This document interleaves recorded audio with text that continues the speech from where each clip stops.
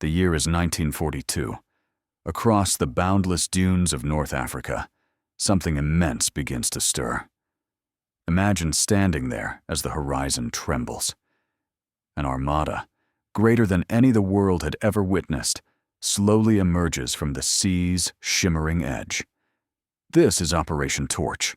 For the first time, the Stars and Stripes rise beside the Union Jack in a single sweeping offensive. Here, before our eyes, a new chapter of warfare is being written, one in which the Army and the Air Force move not as separate branches, but as a single, coordinated force. Yet before the first tank track could imprint its mark on the desert floor, the skies had to be conquered. To hold the land, the Allies first needed to rule the air, and this war in the heavens proved as brutal as any fought on the ground, not only against a determined foe, but against a landscape unforgiving in every sense. Picture delicate engines battling choking dust storms, while mechanics and engineers, true alchemists of the battlefield, worked miracles under swirling clouds of sand to keep their aircraft aloft. The strategy was daring in its simplicity, absolute air superiority. Heavy and medium bombers became the relentless hammer, crashing down upon enemy supply routes, ports, and airfields without pause. Day blended into night as these soaring formations tightened a noose around the enemy, cutting off fuel, ammunition, and hope. Dear friends, if this video has reached you, it's not by chance. Right now, click the subscribe button and the notification bell.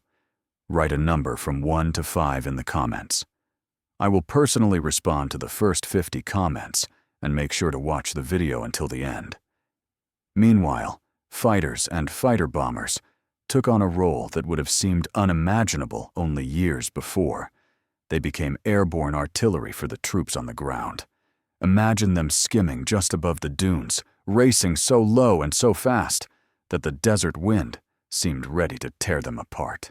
They shattered tank columns, shredded entrenched positions, and weakened the resolve of the forces arrayed against them. It was a lesson forged in blood and perfected over the skies of Tunisia.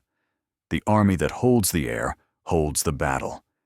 This campaign was also a triumph of logistics, an overlooked victory, written not in gunfire, but in miles flown. With railways demolished and roads seeded with mines, the open sky became the most dependable highway the Allies possessed. Uncelebrated cargo planes hauled vast loads of supplies to the front and carried the wounded to safety on their homeward flights. They were the arteries and veins through which the Allied advance drew its lifeblood. As the noose tightened around Tunis, the air war surged to its peak. The enemy, trapped between the Allied advance and the sea, found no refuge. The skies were simply no longer theirs. What you are about to witness is the story carved from that relentless pressure. The account of how the Allies, united in purpose, forced the enemy off an entire continent and turned their gaze north toward the liberation of Europe. This is the tale of how the skies were claimed. This is Tunisian victory. 18 hours out. Destination: unknown. A military secret. The largest overseas expedition ever conceived moves silently forward, guarded by the blue ensign of the American Navy. And far to the south, leaving Britain some 3,000 miles behind, an even greater convoy, twice as large, follows its appointed course under the white ensign of the British Navy. Destroyers shadow the formation at close quarters, cruisers shield the flanks, and far beyond the horizon, battleships lurk like giants of the deep. From carrier decks, aircraft roar skyward, while patrol planes of the Fleet Air Arm and Coastal Command sweep sea and sky alike, acting as the forward eyes of an intricate protective web.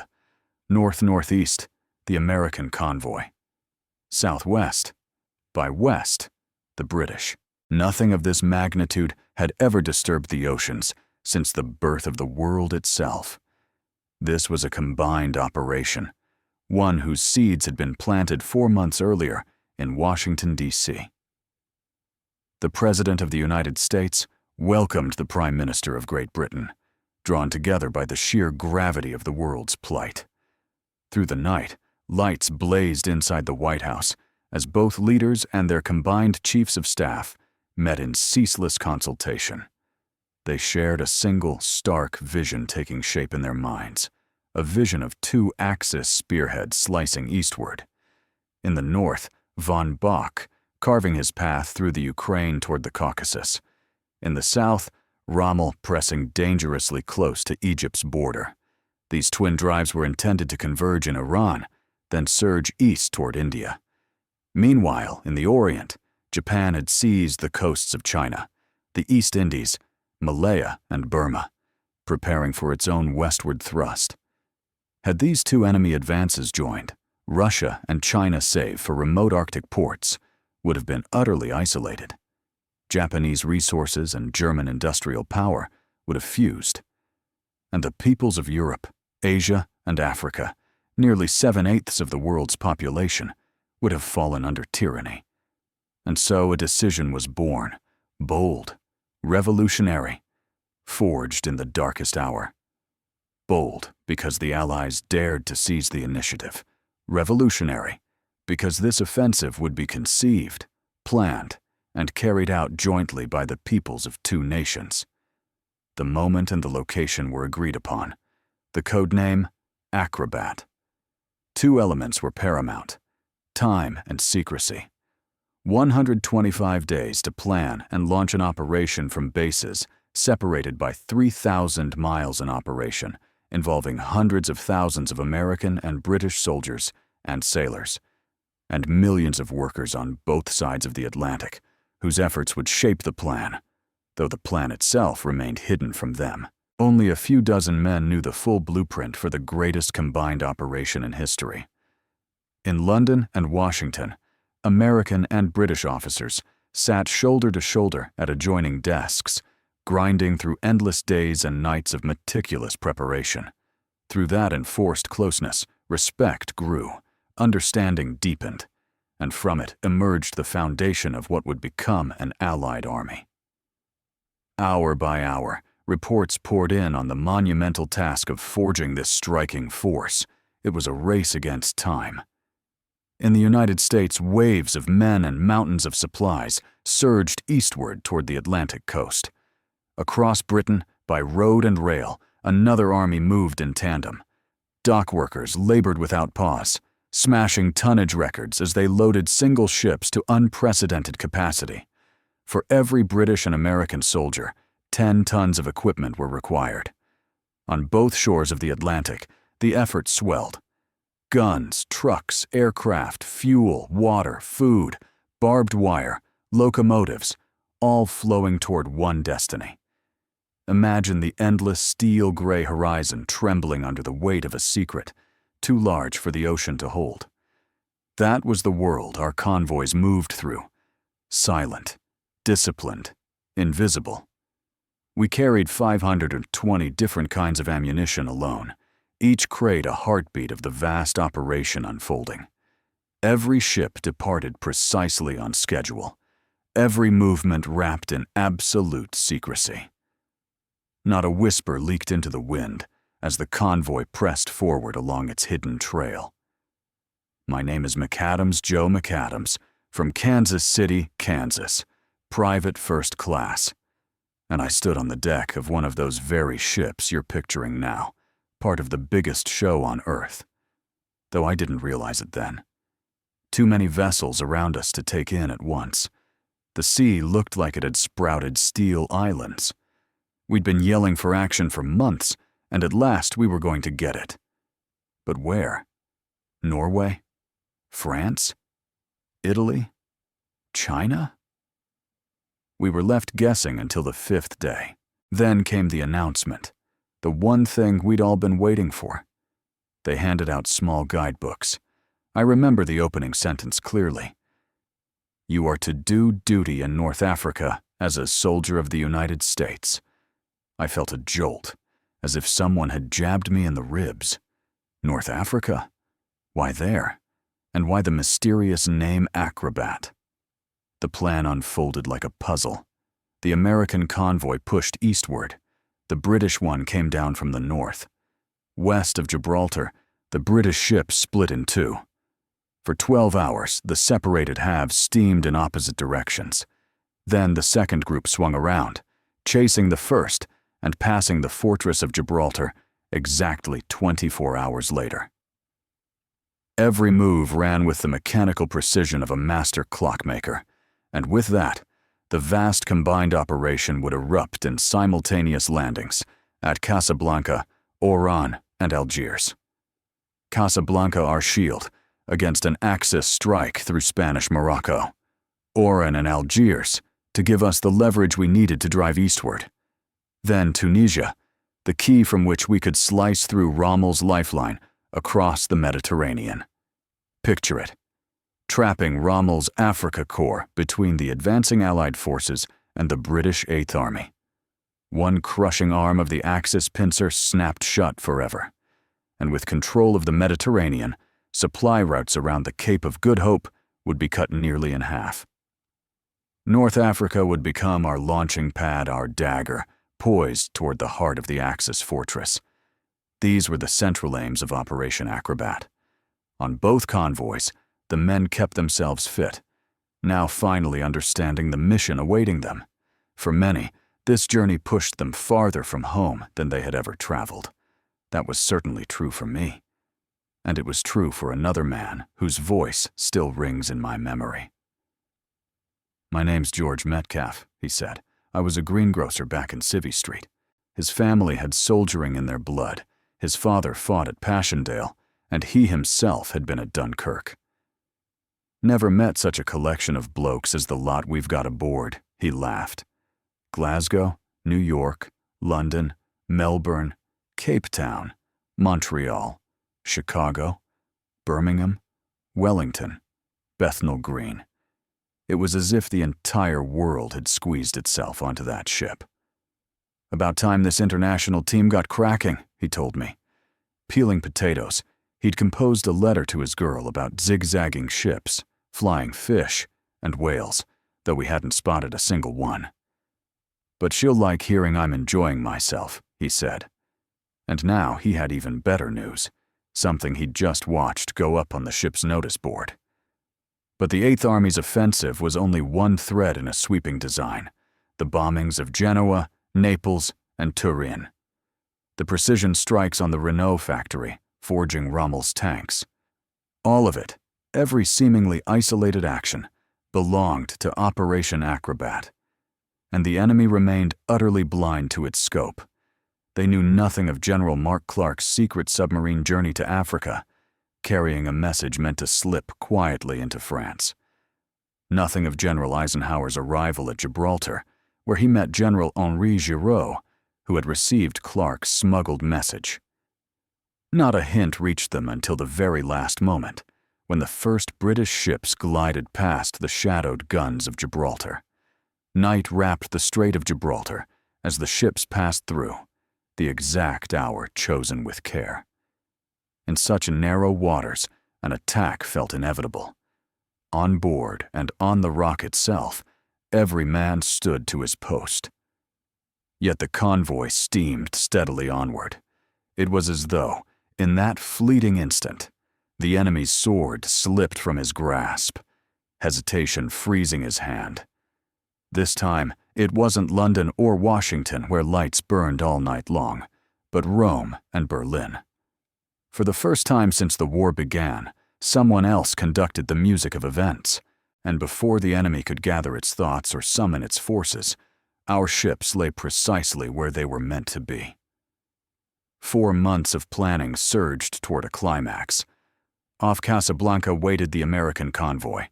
There, General Patton addressed his troops. "Soldiers and sailors, it is not known whether the French African army will contest our landing, but all resistance, by whomever offered, must be destroyed. However, when any of the French soldiers seek to surrender, you will accept it and treat them with the respect due a brave opponent and future ally. Remember, the French are not Nazis or Japs." November 8, 1942. Orders of the day. The message, "Play ball," flashed from task force commander's signal for all forces to strike hard and without hesitation. Searchlights pointed straight up into the night sky were the sign that the enemy accepted alliance terms. From America, the president spoke by shortwave. "We do not want your land. We fight a common enemy." From London, General Charles de Gaulle urged, "Do not resist." From Gibraltar, General Giraud proclaimed, "We welcome the Allies to French soil." How would these pleas be met? Play ball. The fight began at Casablanca. Meanwhile, at Algiers, our landing craft came under fire from coastal batteries. Fire quickly answered and silenced by the British Navy. French troops ashore were again asked to signal friendship by sending their searchlights vertically into the sky. Soon, beams rose one after another along the coastline, like pale white pillars reaching toward heaven. At dawn, fighter planes roared from Gibraltar, equipped with extra fuel tanks, taking off even before learning whether the Algiers airfields had been captured. By 7 a.m., Algiers had ceased resisting. British and American troops landed both east and west of the city, pushed 10 to 15 miles inland, and secured the heights.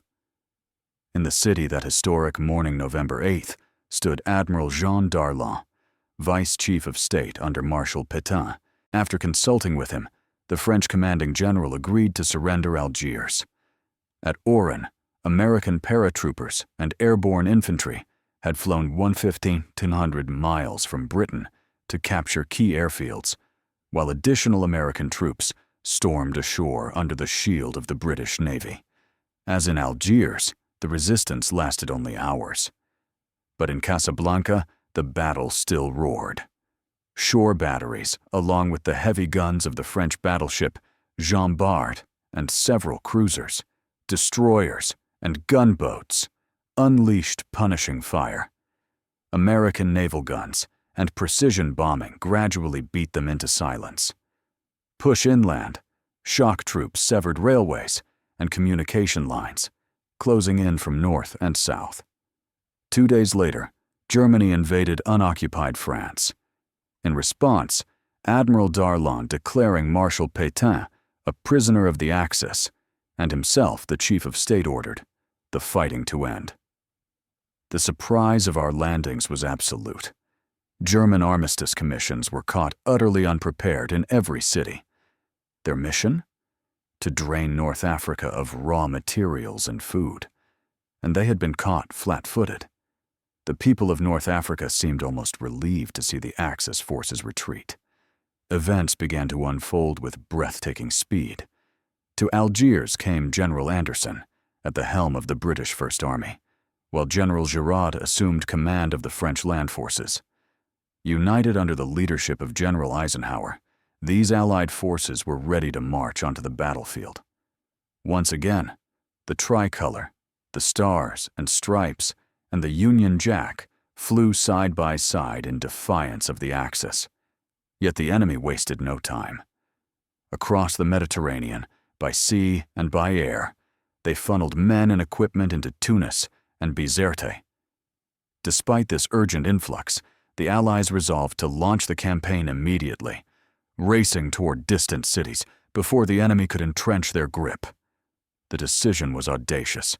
The British First Army amounted to barely a single division, and the bulk of American troops remained tied to securing our positions in Morocco. Roads were rough, railways inadequate, and the enemy, perched beyond the mountains, enjoyed short supply lines from Sicily and Sardinia. Our own supplies stretched painfully forward from the improvised base at Algiers. 4 times the distance. Worse, forward airfields were still under construction, while the enemy in Tunisia possessed all the permanent facilities he could require. Could our slender, autumn-seasoned force snatch a swift victory against a numerically stronger foe before winter set in? The attempt was made with fierce energy. Allied infantry, tanks, and artillery pushed forward over the rough roads. General Giraud's French forces moved by rail, aided by mules to haul supplies over the mountains. British and American paratroopers dropped from the skies to seize ground, suitable for airfields and key tactical positions. By sea, commandos struck at Bougie and Beja, the latter 300 miles east and just 60 miles from the Tunisian border, where the airfield captured by paratroopers was already under relentless attack from the Luftwaffe. This single permanent forward airfield became the focus of repeated bloody struggles. The advance unfolded along 3 columns, pressing toward Tunis and Bizerte, while the enemy's reinforcements continued to pour into Africa. By mid-November, 1,000 casualties had been suffered, among them Marshal Kesselring, the Mediterranean commander-in-chief, whose name had already become infamous in Warsaw and Rotterdam. By November 18th, just 10 days after the initial landings, our mixed Allied force had crossed the Tunisian frontier. Skirmishes erupted constantly. Small units of French, British, and American troops fought doggedly, holding some positions, gaining others, contesting not only roads, but the very earth itself.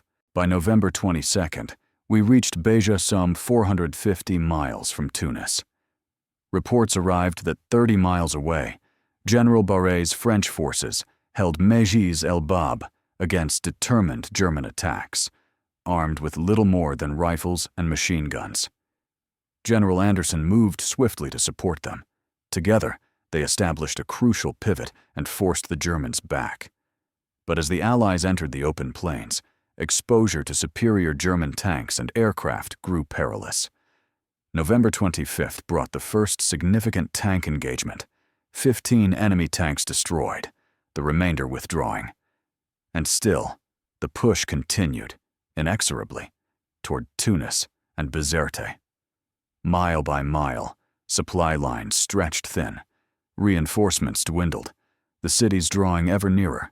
30 miles, 20, 18 from Tunis, 16, 15. And finally, from the hills, our patrols glimpsed the city itself. Yet the enemy's counterattack surged to a terrifying crescendo. Bombardments rained from the sky, our resources lagging far behind. Casualties mounted. Even with the goal in sight, the initial gamble faltered. The first thrust had failed.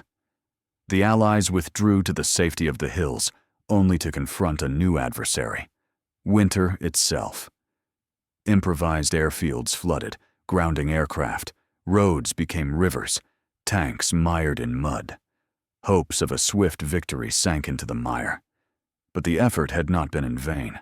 Our battle lines stabilized, stretching south from Mejis el Bab through Usotia, Fayed, McNassie, and Gafsa, along the Great Dorsala mountain barrier dividing the German-occupied coastal plain from the western highlands. German expansion could only come through these mountain passes. Throughout the winter months, we held every pass against relentless assaults, enduring nearly half the total casualties of the entire North African campaign. There were no lulls for the infantry. Every night, patrols scoured hills and woods, armed with Brens, Tommy guns, and a handful of Mills bombs. Soldiers became one with the mud, camouflaged into the landscape, bringing in prisoners and disrupting enemy movements. Mules became lifelines, hauling rations over impossible terrain. Mud became an ever-present companion different from France, perhaps heavier, yet just as relentless. Even as we struggled on the ground, our planes struck from the skies whenever the terrain allowed. Over 4 weeks, the Allies' airmen downed 241 enemy aircraft, losing 89 of their own. Farther back, strategic air forces launched daily strikes to cripple enemy efforts at their source liberators from the east, fortresses from the west, striking bases in Italy, Sardinia, and Sicily. But on land, no decisive offensive could be mounted until spring. Both sides, separated by the Great Dorsal, built up their strength. Supply lines stretched to staggering lengths, 150 miles of water for the Germans, hundreds of miles of land, and then thousands more of sea and air for the Allies. The longest assembly lines in history hummed to life, from Detroit to Oran, Birmingham to Algiers, Manchester to Los Angeles, Leeds to Pittsburgh to Casablanca. Trains were loaded to capacity and raced forward.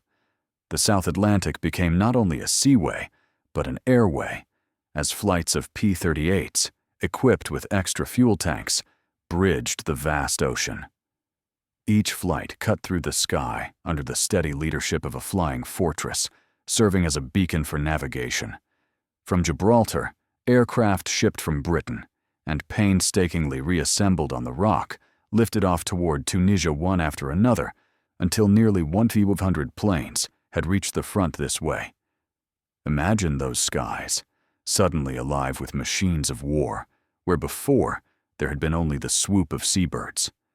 Roads sprang up beneath them, carved across landscapes where no roads had ever run.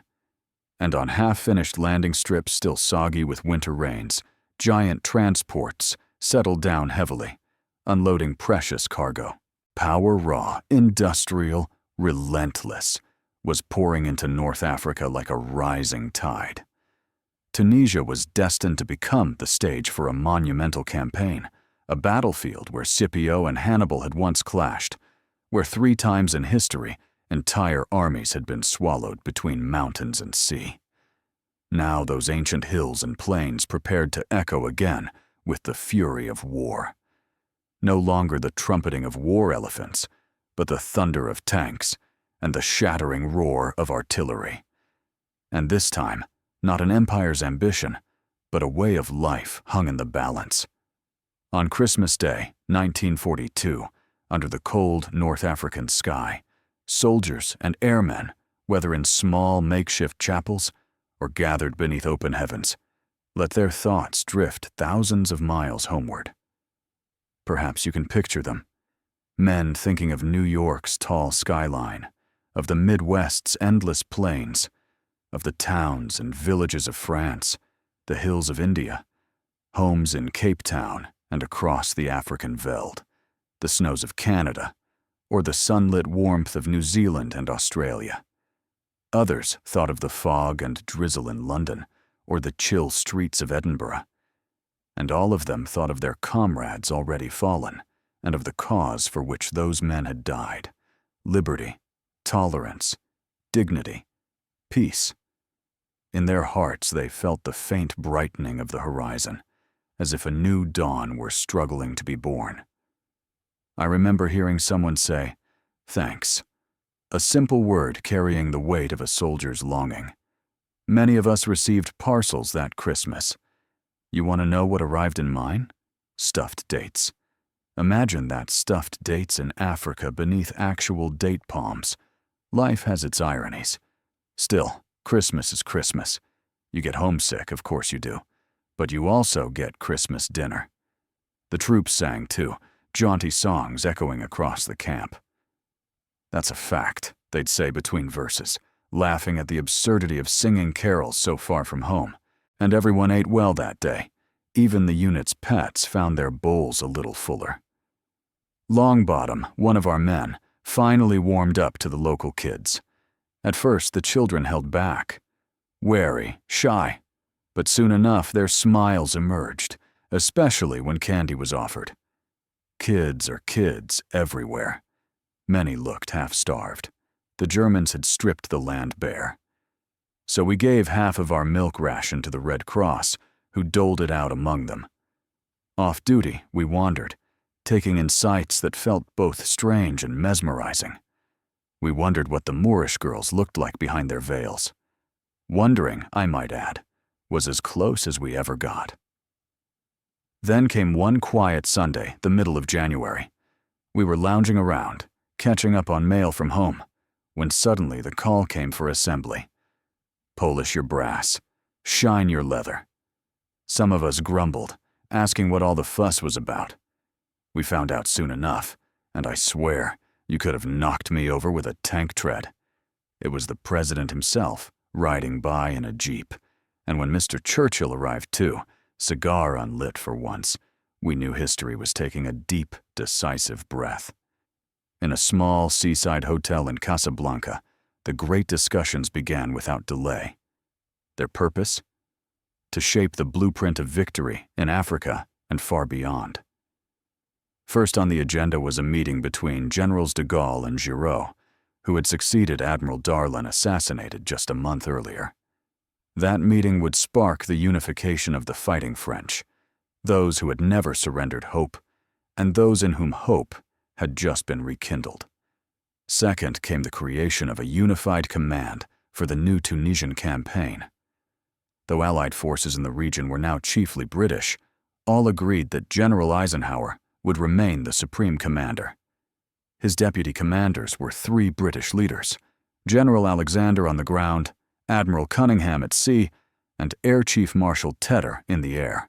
Under their direction, British, American, and French troops fought shoulder to shoulder. It was a command structure unlike anything military history had seen, a dovetailing of nations and services into a single striking force. Third, the Allies established the terms on which the war would be ended: unconditional surrender. Russia and China were kept fully informed throughout. After the conference closed, Mr. Churchill flew to Tripoli to greet the victorious Eighth Army and to explain its crucial role in the battles yet to come. The decisive hour approached. Battle lines took shape.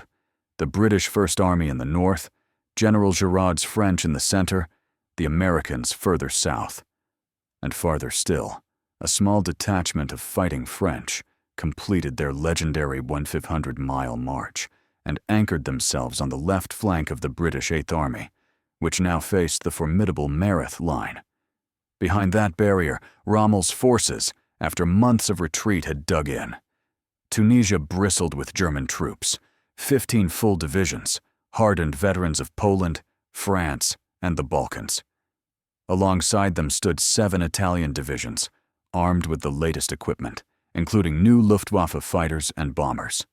Orders from Berlin were simple: hold Tunisia at all costs and maintain control of the Mediterranean.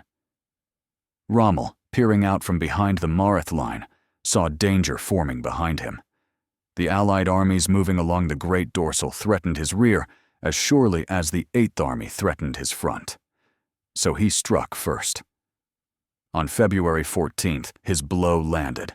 Heavy armored columns erupted from the Fide Pass, flooding into the valley beyond. Under their ferocious assault, Allied armor fell back with severe losses. By February 21st, the enemy had forced its way through the Kasserine Pass, advancing in a 3-pronged drive. One major column aimed for Tebessa, our southern Tunisia supply base. Another lunged toward Thala, a linchpin in our communications. But just within sight of their goals, they were stopped. American, British, and French troops planted their feet and refused to budge. Their counterattacks shattered the offensive. Overhead, Allied air power smashed Rommel's supply lines. The threat dissolved. Advancing past wrecked German armor, we retook Kasserine Pass, and by March 17th, our original positions were restored. Seeing his westward thrust collapse, Rommel pivoted south and attempted to strike the Eighth Army, but failed. The Germans unveiled their new Tiger tank. The British answered with the 17-pounder anti-tank gun. When the smoke cleared, 52 Tigers lay burning. From that moment on, the momentum belonged to us. General Eisenhower now chose a strategy that envisioned the entire campaign as a vast cylinder. The Allied land forces along the Great Dorsal formed the Western Wall. Allied sea and air power in the Mediterranean formed the northern and eastern walls. The ports of Tunis and Bizerte became the intake valves through which enemy troops, those who escaped the ravages of aircraft and submarines based in Malta, would be forced inward. At the bottom of this cylinder stood the mighty British Eighth Army, the piston that would drive upward, compressing the enemy into an ever-shrinking space. But certain high hills still remained in German hands, west of Tunis and Bizerte. These hills were vital. the spark plug that would ignite the final explosion once the piston had compressed the enemy tightly enough. Success required flawless coordination of land, air, and sea. The Northwest African Air Force, under General Spaatz, divided itself into 5 groups, 3 being combat forces. The Strategic Air Force, under General Jimmy Doolittle long-range bombers, hammering at enemy bases and shipping. The Coastal Air Force, under Air Marshal Lloyd fighters guarding ports and convoys night and day. And the Tactical Air Force, a new concept honed by the British in the Middle East. All British and American fighters and attack bombers united under a single command to unleash the maximum power of flying artillery where it mattered most. Air Marshal Cunningham commanded this group, while General Alexander directed all ground forces. They lived and worked side by side in a tent camp nestled in the Tunisian mountains, a partnership whose harmony would shape the coming victory. By mid-March, everything was ready. The first move belonged to Air Marshal Cunningham. For 24 straight hours, the Mareth fortifications were bombarded from the air. Then, at last, General Alexander signaled the piston upward. Montgomery, always planning ahead, had designed the battle months earlier. He would strike under moonlight after a barrage, just as at El Alamein. Simultaneously, he would execute a sweeping outflanking movement to the left. But first, the frontal assault had to cross a gorge, the Wadi Zigzag, and secure a bridgehead, shielding tanks and artillery as they crossed before the enemy's inevitable counterattack came crashing down. 3 days before the assault was to begin, the heavens opened and rain hammered the earth. The downpour turned the ground into a mire. Yet by the next morning, our men clung to their positions with the tenacity of bulldogs. Only 4 tanks had managed to cross, but with those few and their own weapons, the infantry held the bridgehead firm. The enemy, sensing the shadow of another El Alamein looming over them, pulled armor from distant sectors and hurled it into the fight. While this fierce struggle unfolded, General Freyberg and his New Zealanders, reinforced by the 1st Armored Division, executed a sweeping flanking maneuver across 150 miles of desert toward El Hama. Imagine that long arc across the sands, a left hook thrown with precision and daring. The blow fell with immense power. 50,000 troops advancing on the ground, while bombers, fighters, and tank busters unleashed fury from above. The Germans, pinned at Mareth by the Northumbrians, shifted their armor too late to counter the threat. The New Zealanders ever, after christened the left hookers, broke through. The Mareth line had been turned. The piston of the Allied machine was now in motion, its speed made possible by the extraordinary road-building feats of the South African engineers. Along the seacoast, air and naval forces battered the enemy with shells and bombs. Our fighters tore into their transport planes, still funneling reinforcements into the theater, knocking them from the sky in the hundreds. Meanwhile, the British First Army posed constant danger in the north. The French struck at Pichon in the center, and farther south, American forces pushed through to El Guetar and McNassie. Pressure mounted along every inch of the land wall of the metaphorical cylinder. On April 7th, American patrols of light tanks pushing eastward met British 8th Army patrols advancing north. The encounter was Electric Imagine meeting men who had fought 2,000 miles, step by step, blow by blow. "We got a real bang out of it," the Americans said. These are the guys who broke the back of the Africa Corps. Still, the Allied piston drove forward. On April 10th, Sfax fell. On April 12th, Sousse. And on April 20th, after exactly 30 days of ceaseless fighting and pursuit, the 8th Army drove the enemy into the hills beyond Unfitaville. In their wake came a moving sight, villagers returning to their homes. Picture little donkeys laden with belongings, climbing the hills in a biblical procession. One elderly man, speaking halting English, thanked 2 soldiers over and over, shaking their hands as though he would never release them. "You know, George," said one soldier to another, I lost a buddy the other day, and I was sore about it, but seeing all these folks going home, well, it gives the whole thing some kind of meaning. Down in the village, the same spirit prevailed. Young Jewish boys peeled off the yellow stars they had been forced to wear like marks of shame. Army doctors tended to women and children with the same calm professionalism they would have shown back home. The bitterness in men's hearts eased, if only slightly. The rapid progress of the 8th Army had left American divisions at McNassy and El Guitar far behind. General Alexander now redirected these divisions northward. This extraordinary 200-mile march cut across the heaviest traffic of the First Army's supply lines, yet it was carried out in absolute secrecy, without slowing the flow eastward for even a moment. The piston had completed its upward stroke. The enemy was now held at maximum compression. Next came the push toward the spark plug, the vital high ground, west of Tunis and Bizerte. This phase produced a series of major battles, 5 of which stood as defining examples: Hill 609, Longstop Hill, the Gubala Plain, Jebel Mansour, and Takruna. The 8th Army struck Takruna. French 19th Corps attacked Jebel Mansour.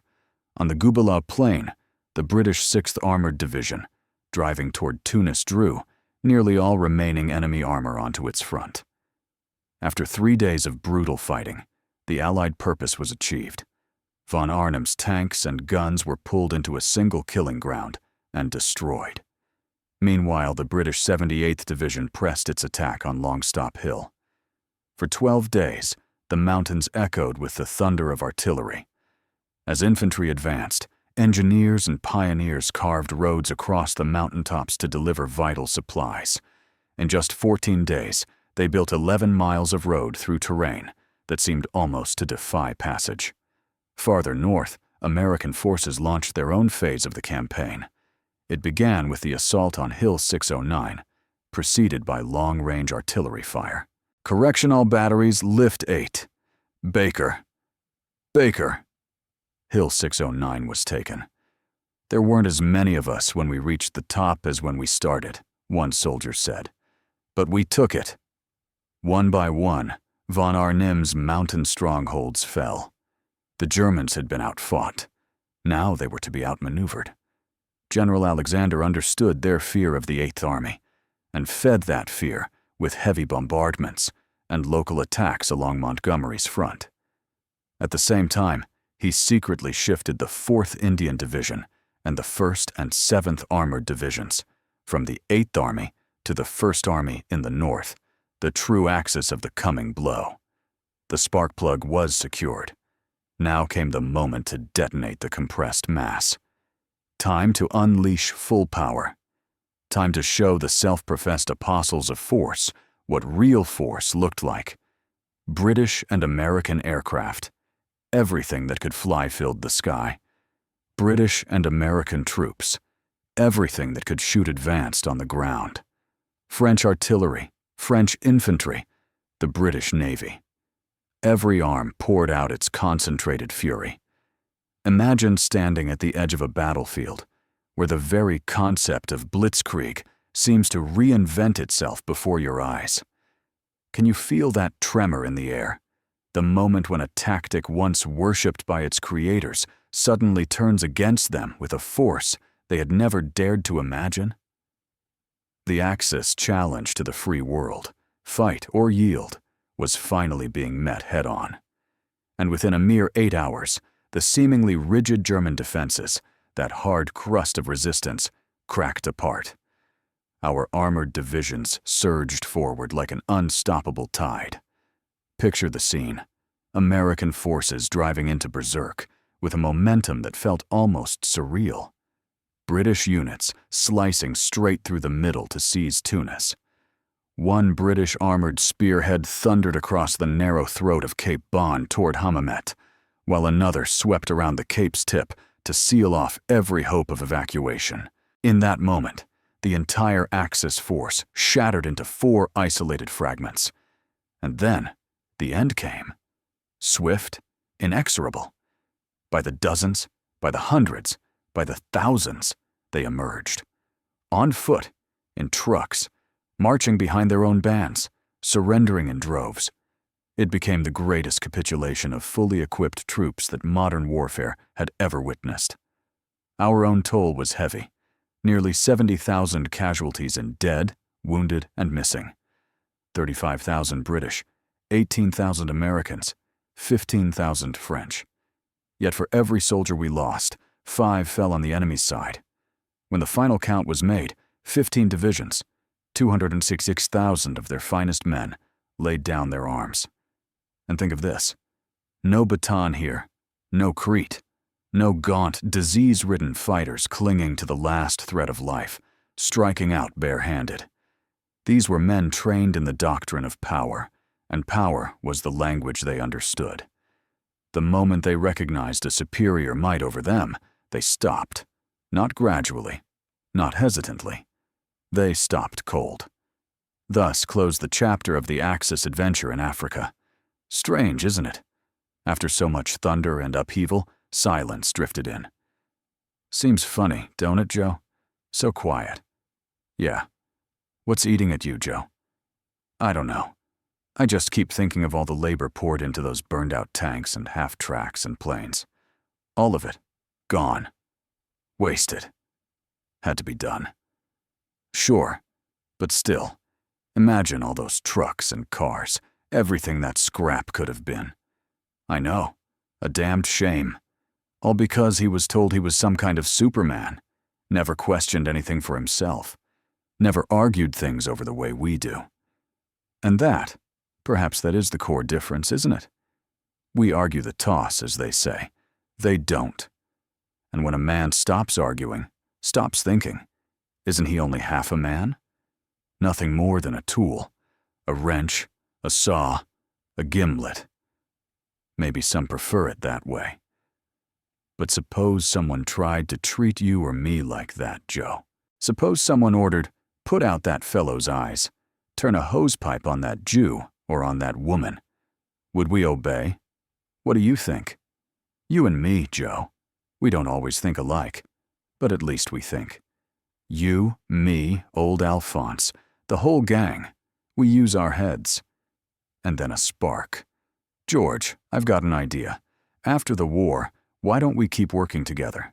The same crew. Think what we could build. More oases than the world's ever seen? Exactly. Ships?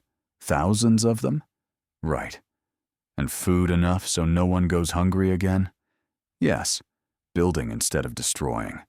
Dams in deserts, roads through jungles, maybe even bridges over the oceans. Can you imagine it? We could do it, I swear. Tackle everything worth doing, and stand up to anyone trying to start another war. Bring the smiles back to children's faces everywhere. What a job. But for now, Joe, it's still the same rough road ahead, the same brutal path we've been marching, and for a long while yet. Boy, oh boy, what a job, giving those kids their smiles again. Africa was free now, and Europe one step closer to its own liberation. The great armies of freedom were already rising, already moving,